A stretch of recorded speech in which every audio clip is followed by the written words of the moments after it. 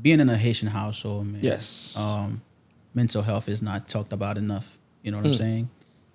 Depression is not talked about enough. You know, so I can honestly tell you, I knew of them, right? I knew of mental health, but I didn't quite understand or have the knowledge on how to deal with it. Yes. You understand what I mean? Yes. And it's just like Crashout Conversations. Crashout Conversations. Conversations. Conversations. Welcome to another episode of Crashout Conversations, where real people share real stories about themselves, hard lessons they've learned, and the exact moment that shaped their lives to where they're at right now. I'm your host, Cody Paul.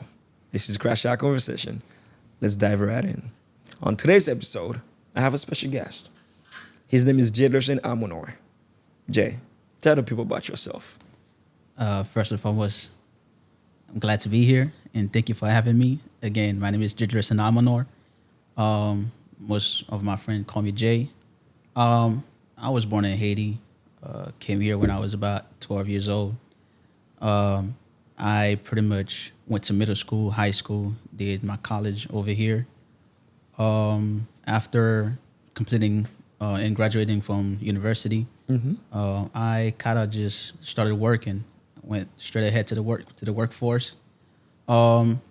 I started as a security, believe it or not, and then transitioned into clerical stuff, kind of like working for the Department of Health. Yes. And then now, currently, I am a teacher. So you're a teacher. Well, that's the transition. That's the transition, from security and, to becoming a teacher. Yes, sir. Like over the years, like what happened? When you kind of like young, you don't really have a set of goal for your life in the sense where you say, okay, this is what I want to do.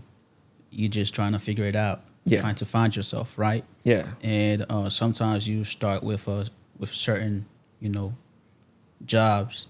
You stay there for a minute, and then eventually, as you get older and you start transitioning to different experiences and different jobs, Yes. right? And then you end up in a place where you didn't even think you would end up there. You just got there throughout the years. Oh, nice. Yeah. And what do you think changed, and what do you think remained the same? I'll say what changed for me is, obviously I got older, but also the maturity level, right? Okay. When you are young, sometimes you go through life thinking, I have time and I don't have to have this knowledge or this experience in a sense or this wisdom. Yeah. But as you get older, if you don't heed to wisdom or to advice, life itself will teach you. Yeah. So the experiences of life kind of taught me patience, to not rush into anything, pretty much. What remained the same is just, certain character traits such as being a good person, do unto others as you would like to be done to you. Yeah. Grew up in a Christian household, so kind of those character traits, they kind of just drill them into you anyways. So talking about being raised in a Christian household, if you don't mind me asking, were you raised in a two-parent household or? In a sense, yes and no. Okay. It's kind of funny, right? So, Okay. I was born in Haiti, as I mentioned earlier, right? Yes. So when I was in Haiti for the earlier part of my life, I was raised in a two Haitian household. Yes. But as I would say, when I was about 8 years old, my mom left Haiti and she migrated to the United States. So I was, for 4 years straight, which is until when I was 12, I was raised with my dad. Okay. And then obviously I came here when I was 12. And then those later years, I was raised with my mom. So in a sense, you could say I was raised in a single parent household. Okay. So you've had experience living with your father, just your father. You've also had experience living with your mother. Yeah. So being raised in a single family household, single parent, I should say, household, Right. how has that shaped you to become who you are, and how has it affected you? I'll put it this way. Yeah. It's, being raised in a single parent household from both sides is just you figuring it out on your own, in a sense. Okay. When I was in Haiti with my dad was gone most of the day. It was pretty much school, church, and then home. But even when I was home, L'église, l'école, la caille. exactly. even when I was home, right? Let's say there was like a day where there was no school. Yes. I wouldn't really see my dad anyways because he'll spend most of the day out working, right? So almost everything I learned is pretty much I learned them by myself. It's through like experiences, right? And then when I transitioned to here, when I got over here and I was living with my mom, that's like when I was like 12 all the way until adulthood, right? Again, those experiences that I have is just me learning by myself. Again, my mom was a single parent with 3 children, right? So she was working a lot, and we didn't really see her much. We seen her like SDA, seven day Adventist. So Yeah. Saturday we see her a lot. I remember just me even with when I got to high school. How they used to have those first day where the parents come with you to get your schedule and stuff. I was doing it, I was doing that by myself. So pretty much I pretty much was raised myself, even though I was living with my mom, but I can't fault her for that because she was working to make sure that we had a home, to make sure that we had food on the table. So she was doing what she can. Yeah. With what she had, with the little resources that she had, And one thing I can say is I can honestly relate to what you just said. And I don't think a lot of people would be able to understand how being raised by one parent, right? especially you're a guy, you're a man, and you're technically teaching yourself about manhood. And I can tell you that me personally, bro, I learned how to play basketball on my own. I learned how to ride a bicycle on my own against the wall. I learned how to play soccer on my own. And Right. I am really good at it. I didn't have a father figure to tell me, this is what you should do. This is how you should do stuff. Being a man, as a man, this is what you should do. I didn't have that luxury. I didn't have it. And I thank God that he put me on a path where not only I've learned about life, but I make mistakes, but I've never gotten in trouble to the point where I felt like I'm a bad person. Right. I've dedicated myself to helping others, and I can honestly say that the traits that I've learned being on my own they have shaped me to become the person that I am today. 100% agree. And when you say that, what you just said, I can honestly connect with you. Oh yeah, for sure. So how has that affected you mentally? As you know, being in a Haitian household, man. Yes. Mental health is not talked about enough. You know what I'm saying? Depression is not talked about enough.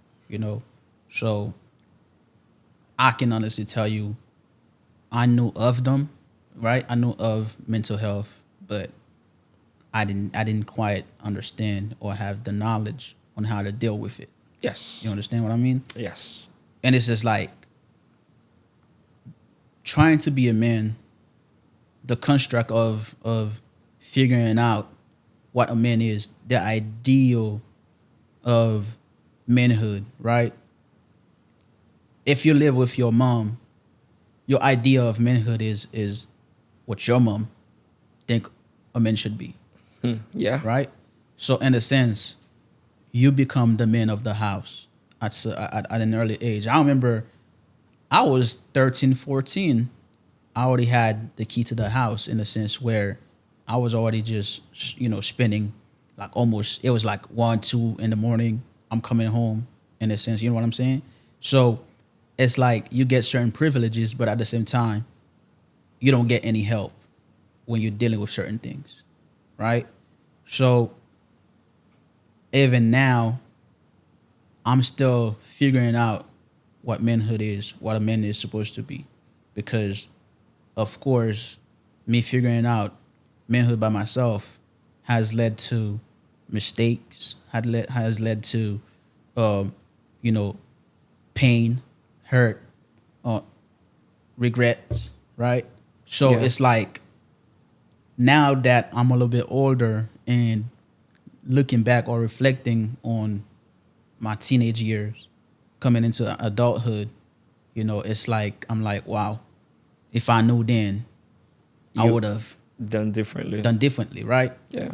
As my friend can tell you, like I'm because of how I grew up, I'm like I have this like I'm an introvert in a sense, and it's just like I'm just now basically trying to put myself out there. What I mean Yeah. is that trying to experience life, trying to put my feet out there, trying to do the things that I should have done earlier that I didn't do. Yeah. And it's just like it's just a step toward healing. You know what I'm saying? Yeah. Because you carry trauma with you that sometimes subconsciously Subconsciously, yeah. you act upon them without even realizing, right? And it's not that you trying to do this purposefully, but it's just like you've built this wall of protection where you're just like, man, I have me. It's just me out here. Like the way I carry myself or the way I go hard for people sometimes it's not the way People it's go it's hard not for you. reciprocated. Yeah. Right? But you're not realizing the reason why you go so hard is just because you feel like, man, maybe if I go the extra mile or maybe if I swim across the ocean, then I'll feel needed or I'll feel valued. Then they'll see that I really went to the extreme and they would even give me a little something back, right? Yeah. But then you realize, yeah, you can do all of this, but you're not entitled to gratitude or you're not entitled to, the reciprocation that you're looking for. Yeah. Because everybody's different. Everybody's different. Just because I would take this shirt off my back and give it to you doesn't mean does not somebody mean else. that you would do the Yeah. same for me, right? Yeah. That's what I'm willing to do, right? I know me, but I don't 100% know you. And even if you didn't do that, I was the one that chose to do it. So then I can't really get mad at you just because you didn't do it. And as you can tell, this is how it, like trying to be a man or manhood, trying to find manhood affected me. It's just the sense of being needed, the sense of being valued, the sense of providing. And how does that connect to my, growing up with my mother? It's just growing up with her is just hearing a man should be able to do this. A man should be able to do that. A man's supposed to provide. A man is this and that and the third. So I was searching for the idea of what manhood is through her lens. Yes. And it's just now I'm deconstructing that thought process, trying to figure myself out, right? Trying to make decisions based off what I think I need to do, What manhood should be. what manhood should be to me. Yes. You know what I'm saying? So that's how it has affected me. And we live in a life where, as men, we are perceived to be strong. No, not dealing with whatever's hurting us, whether physically, mentally, and especially when it comes to the point where you become a provider. You have a family that depends on you. You have children that depend on you. And no matter what happened, you just take it, you bottle it up, and you just move on. What I've learned is that even as men, we need time for ourselves. Oh yeah. We need time for ourselves, because if we don't take that time will take us. I don't know if that makes sense. You'll be like a ticking time bomb. Exactly. It's kind of like you bottle it up. It's kind of like, let's say it's like a jar, right? Yeah. You keep pouring into it until it overflow. Yeah. You know what I'm saying? And By the time it get all the way to the top, there's no more room to pour into, and it's just a big explosion. And it's so sad, man. It's sad to see that, listening to your story, how you would go the extra mile for people. You wouldn't, like, you're not afraid to break your back for anybody, whether it's a family member, whether it's somebody that you are in a relationship with. For sure. And what you've learned is that you are here doing all this and that for people. But then what happens if you actually break your back? Who's going to push the wheelchair? And when it comes to that time where you have to ask yourself that question of, like, who's going to be there for you? Come on, man. To add on to that, I'm not even going to lie. As a man, there comes a point where you have to realize no one is coming to save you. And I don't mean this in a harsh way, but manhood is do it anyways. Yeah. You know what I'm saying? Yeah. Do it anyways. Even when things get tough, do it anyways. Even when you get hurt in the process, you do it anyways, right? But also on that end of the spectrum is understanding as a man too, you have to keep improving yourself, right? Like, for example, for me, I know I'm a person, I'm an empath, right? If I hear a story, it does affect me. I go to sleep thinking about that story. You know what I'm saying? Yeah. I'm thinking of, how can I help this person, right? It does bother me when I'm not able to help. But I had to understand there's a balance, right? If you're not secure yourself, then how can you make sure that somebody else is secure? It's deep. You know what I'm saying? Yeah. So what I was doing was I was pouring everything that I had into other people. I was living myself, wide open and dry, right? But then when it comes time to the point where, okay, how come this person is not helping me? How come when I need help, nobody's there for me? But can you be mad at them though? I can't, because I was the one that was not pouring into myself. That was not making sure that I'm secure. I was not improving myself, whether it was physically or mentally, right? I'm like, hey, look at me. I'm a good person. I'm such a good person. I'll do any and everything for somebody else. Look at me. I'm a good, I'm like what a Christian is supposed to be. Yeah. Look at me. I uphold the Christian values. Trying to live by example. But was I making sure that I'm okay? No. Was I making sure that I'm mentally well? No. But I thought if people seen how hard I was working, how hard I was helping other people, that would be enough for them to be like, hey, here's how we can pour into you. Here's how we can help you. But it wasn't like that. I had to figure out as a man, you need to save yourself first. You need to have some value in yourself first before others see value in you. And It's funny that you say that because it wasn't until early 2024 that I have realized that I was pouring too much into other people, that I was I was living for the audience. It was all about what other people saying about me, you know? And I was reading a book, and I don't remember the title of the book actually. It says, when you stop pleasing the audience, that's when you start living. Deep, for sure. So meaning, bro, it's one life. Live life to the fullest. Like, please yourself. Like, do something that you wouldn't dare to do every day. Like, just do something, man. Oh yeah. And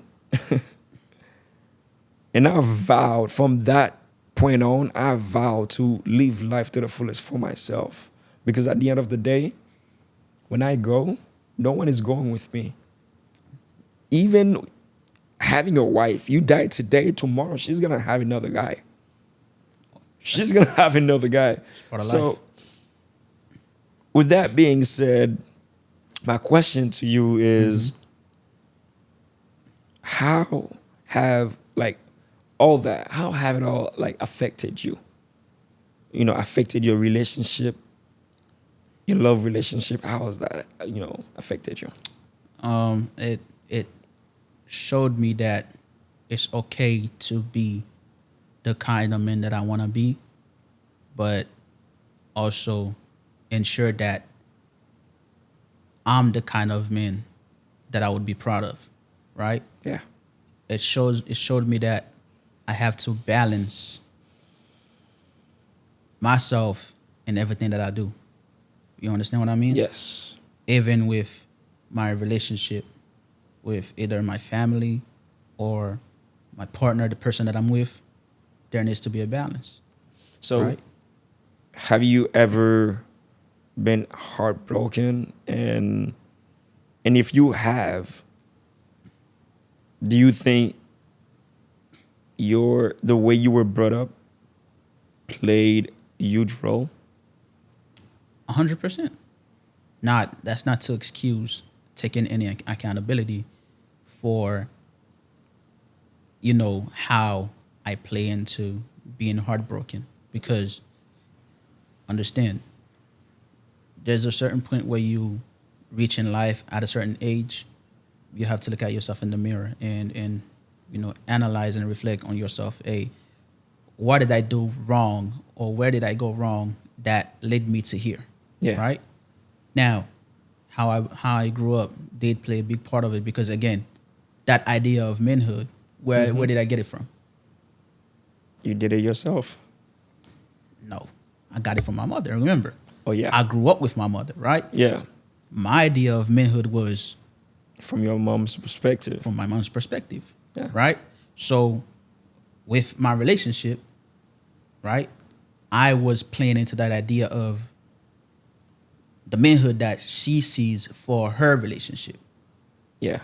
You understand? I understand. So when I got hurt, it wasn't, it's her fault that I got hurt. It's my fault, because I did not take time to learn myself. I did not take time to understand who I am as a person. I Yeah. went with what she think I should be as a person, right?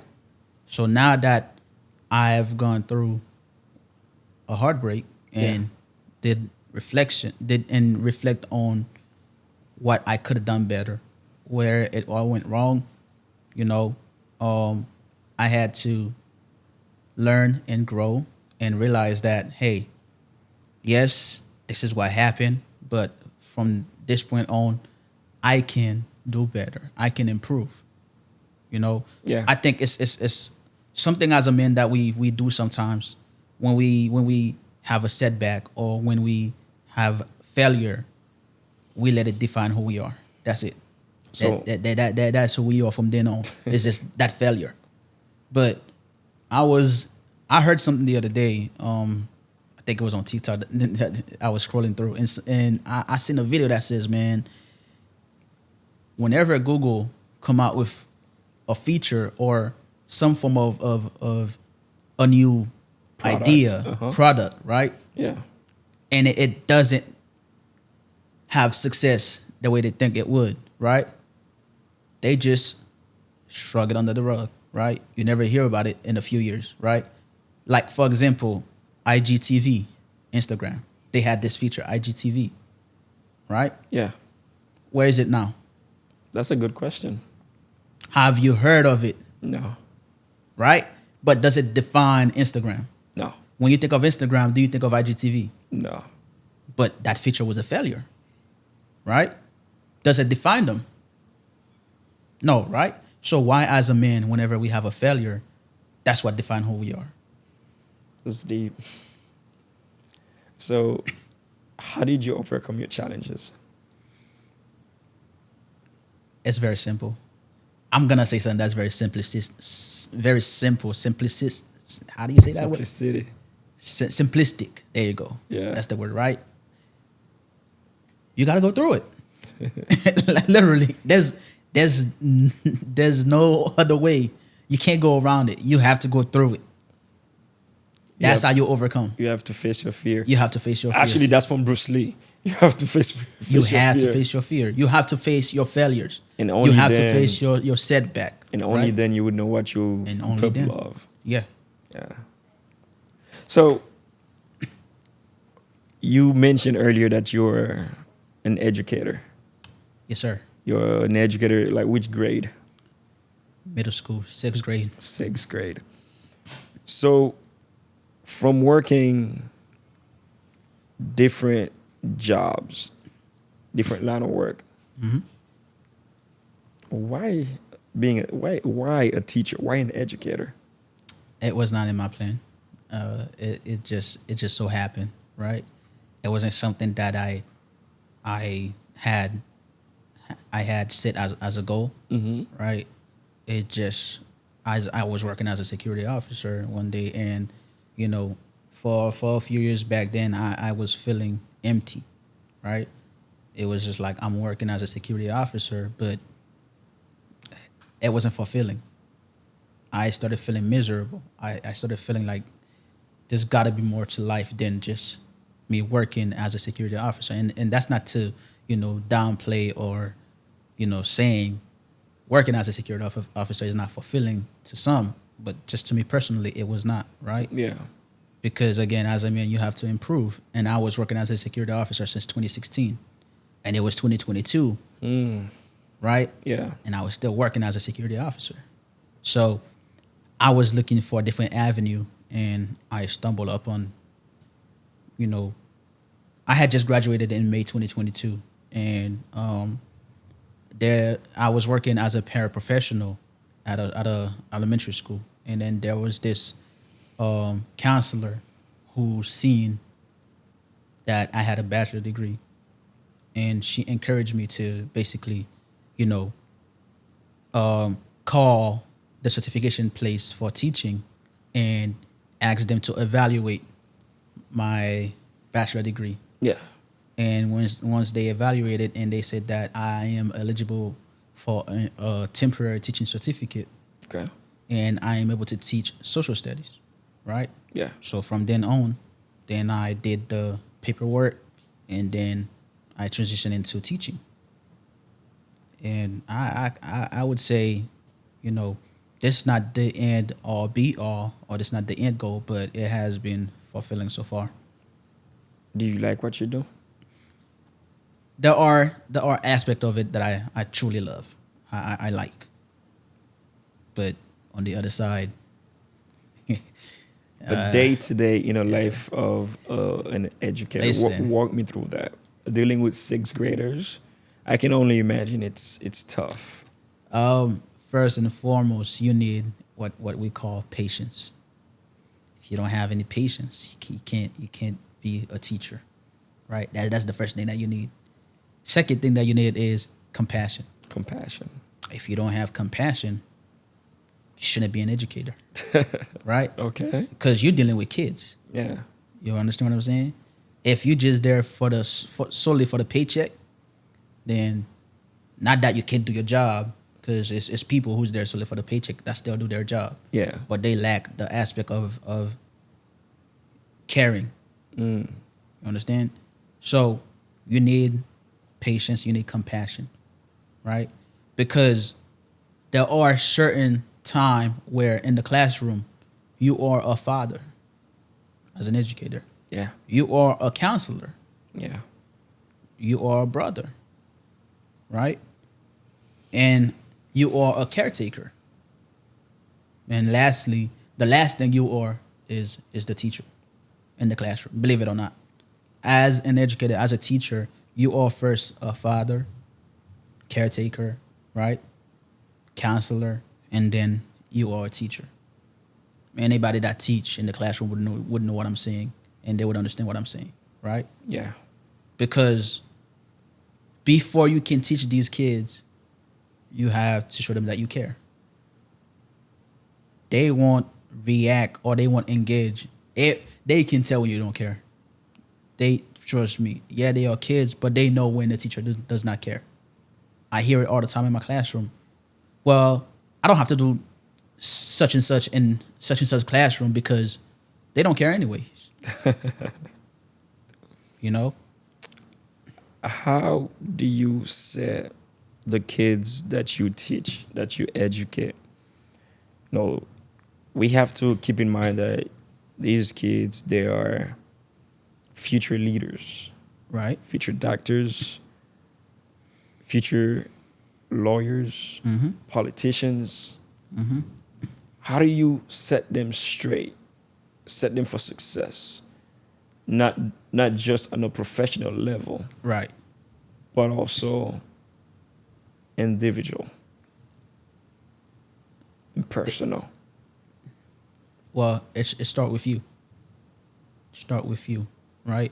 How do you present yourself to them in the classroom? Yeah. What do they see when they see you? If somebody pulled them to the side and said, "Talk about your teacher," what would they say about you? Right? So it start with you first, right? Then from there, because their mind is super open, right? It's not limited to any one structure Yeah. at this moment in life. Because again, they are children, they are kids. So you will have an effect on them that will affect how they grow up, how they see the world. Even if it's a small portion, that small portion could change their trajectory through life, either for the good For the bad. or for the worse, for the bad, right? So the way you do that is, again, start with compassion, right? If I had children, if I had kids, how would I want to raise them? What would I want their teacher to say to them, right? Yeah. How would I want their teacher to treat them, right? So, for example, some of my kids, right, they are telling me they are not going to college, right? Once they finish high school, that's it. Some of them is like, oh, I'm only coming to school because I don't want my mom or my dad to be arrested. And that's things that they say in the classroom. How do you rectify that, right? It's not to shove college down their throat. So ask them, okay, what are you passionate about? What do you want to do besides going to college? College is not the end. It's not the, end all be all, right? Yeah. College is a step, but it's not the end goal. So what are you passionate? I usually ask them, what are you passionate about? What do you want to do besides going to college? If college is not an option for you, You what gotta do you have a want to plan do? A and a plan right. B. Right. And I always let them know, even if you don't even if you do not attend college now, it does not necessarily mean that you can't attend college later. It's not that's not something that you can do, in your early or late 20s, right? Mm-hmm. But what I've offered to them when they tell me what they are good at or what they want to do, I always offer them the other option, trade school. Okay. I believe that everybody should have a skill, should learn a trade. And I truly wish when I was growing up, somebody pushed me to learn a trade.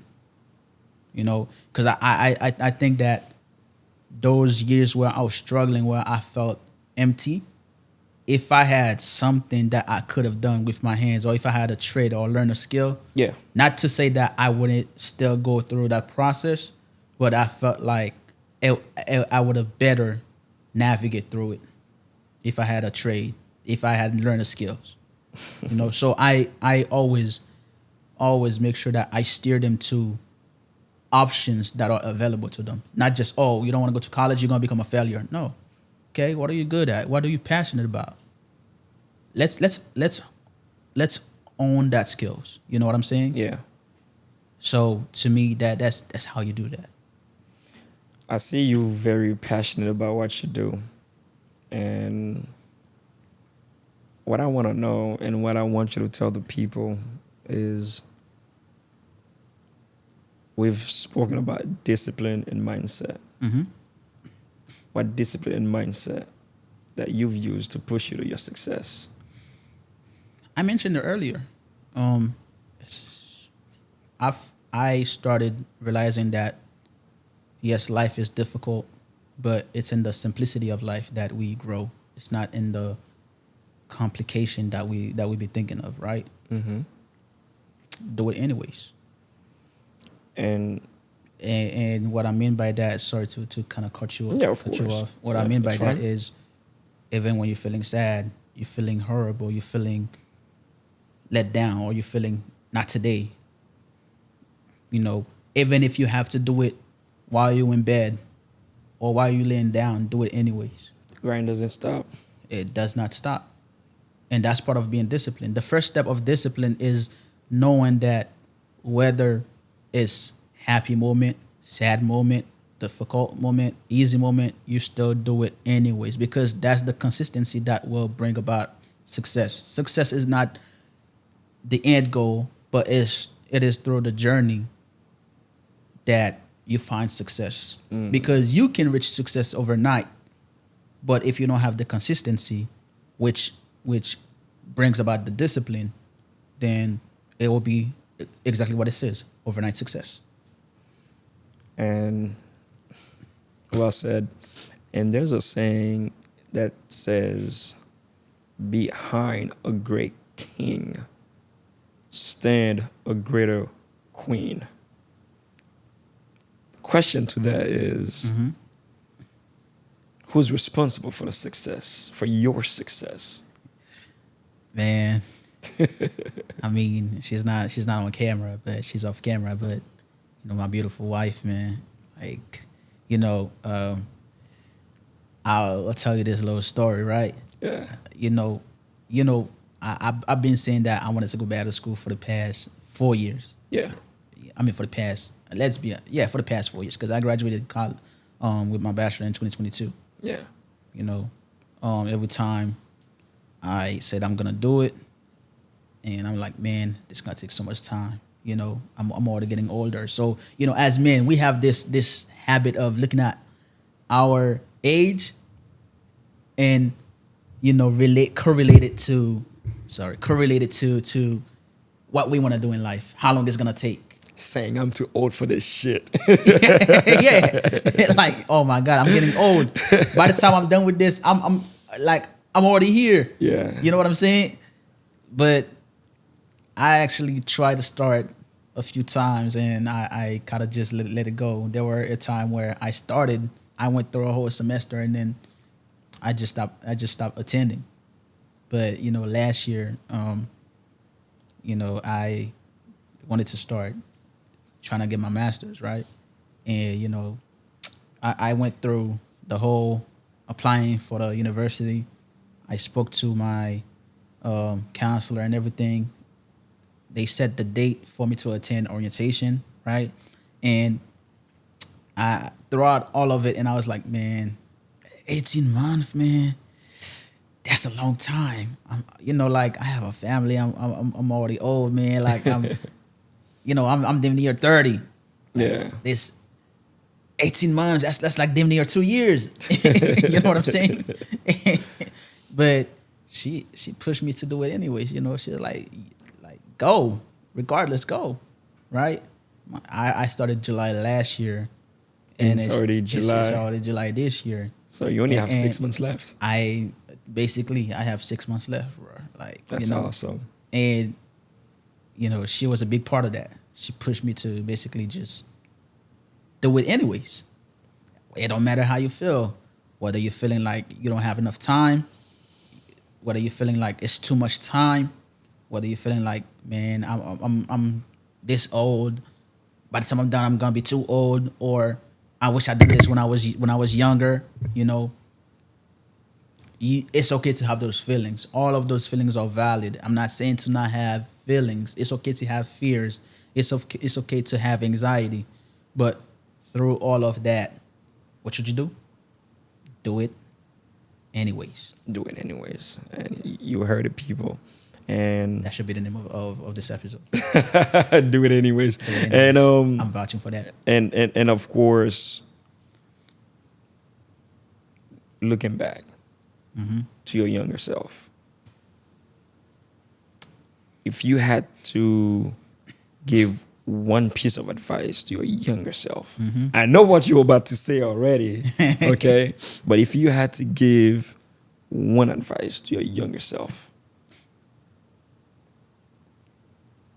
what would it be? Stop being so fast. Right? If I could go back in time, talk to my younger self, I would slap him in the back of the head. Like, slow down. Like, what is this pressure that you're putting on yourself? Who's pressuring you? Who's this expectation that you have, that this pedestal that you put yourself on, who is it for? This thing that you're trying to achieve, why? Who are you trying to please? Right? Yeah. Why are you in such a rush? Stop being, so for me, it would be stop being so fast. Slow down. Take it one day at a time. Take things as they come. Right? Always trying to beat the odds before the odds come through. It's something that we do in the Haitian community. Yeah. It's like, it's good to be prepared, but you finding a war that hasn't even started, or that has no possibility of even coming through. You know what I'm saying? So it's like, to me, it's slow down. And I feel like if when I was younger, if I had slowed down and take a moment, right? There are certain decisions that I took. There are certain places that I was in. I definitely would have went a different route, right? You know, not to be churchy or Christian-ish, but I don't remember the verse, but there's a verse that goes, "It is through the stillness God works." Yeah. Right? Sometimes God is driving, but we'd be like, man, move out the way. I got this. I know this road. I know what I'm supposed to do. You know what I'm saying? Yeah. And of course, God is like, go ahead. And you're gonna have to learn. You're gonna have to learn. And you know, I just came from a Christian perspective. Now I'm gonna go to Marvel. Yeah. There's a quote by what's his name? Thanos. You couldn't live with your failures. Right? You couldn't stay with your setback. And what did it bring you? Back to it. Back to me. Back to me. And I feel like that's how God saw me. Right? Yeah. And not to say that, you know, I'm a failure or anything, but it's just like, God is like, hey, you have the free will to go explore. But in the end, you'll see that where I was bringing you is the right way. The way I was treating you, I was guiding you, is with the care and the love that I have for you. Whether it was harsh, whether it was difficult, whether you felt like it was insensitive, but for I know the plan that I have for you. Right? And for the people at home, one message that I want to add to what Jay just said. Stay true to yourself. Appreciate the present. That's why it's called a gift. And appreciate the people in your life. The people who are pushing you to better yourself. Appreciate those people. And man, if only we had people like us in our lives when we were growing up. Only. Yeah. And I just thank God that day by day that I keep bettering myself. You know, not just for myself, the people around me and my family. And, you know, like I said, people, this is Crashout Conversations, the raw stories, all the secrets, you get them here. And today, I was pleased to have you here to share your story with me, your upbringing, you know, and everything that made you who you are today. You know, honestly, I can say I had a great time. Appreciate you for coming. Likewise, man. I'm glad to be here, and I'm glad I can share my story on Crashout Conversation. You know, hopefully someone will see this and it will help them in their life as well. You know, and you mentioned that if we had people like us in our life, we might not have those people in our lives, but we can be those people for others. Yes. You know? So this is Crashout Conversations. There you have it. Peace. Peace. Crashout Conversations. Crashout Conversations.